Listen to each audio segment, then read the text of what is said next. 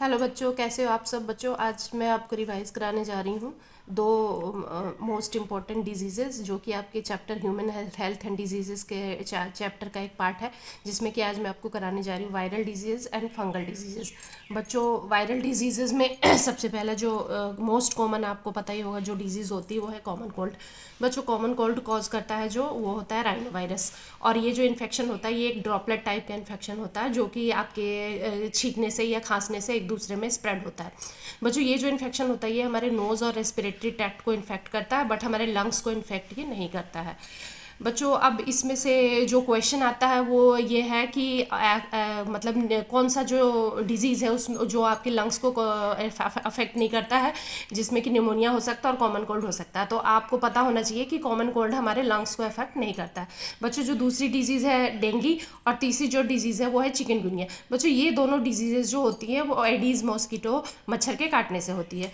बच्चों, जो थर्ड हमारी डिजीज़ है वो है स्मॉल पॉक्स है, जो कि क्वेश्चन ये है कि आता है कि कौन सी ऐसी वायरल डिजीज़ है जो अब कम्प्लीटली इरेडिकेटेड हो चुकी है इंडिया से, वो है स्मॉल पॉक्स। बच्चों, नेक्स्ट जो डिजीज़ है वो है चिकन पॉक्स।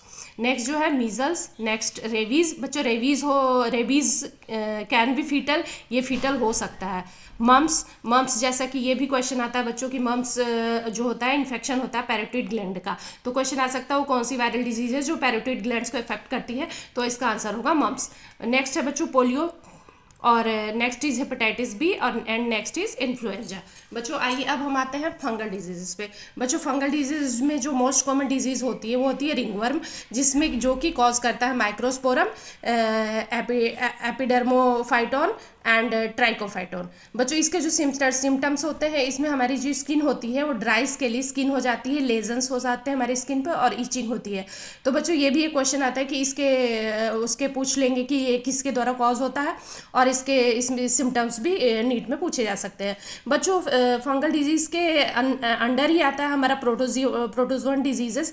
जो प्रोटोजोन डिजीजेस होते हैं जैसे कि मॉस्किटोज वगैरह के काटने से होते हैं, तो उसमें से जो फ्लाइज वगैरह के, तो उसमें से जो सब पहली इंपॉर्टेंट डिजीज़ है वो होती है एमीबाइसिस।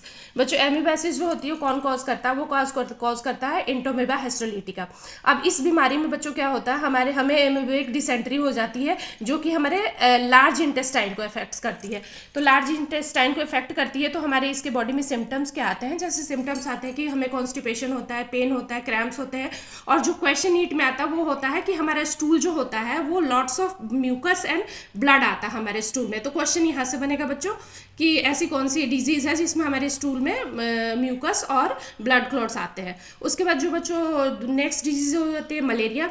मलेरिया जो होता है वो कौन कॉज करता है, प्लाज्मोडियम का कॉज करता है। इसकी तीन स्पीसीज होती हैं, एक होती है प्लाज्मोडियम वाइवेक्स, दूसरी प्लाज्मोडियम मलेरियाई, और तीसरी प्लाज्मोडियम फैल्सीपेरम।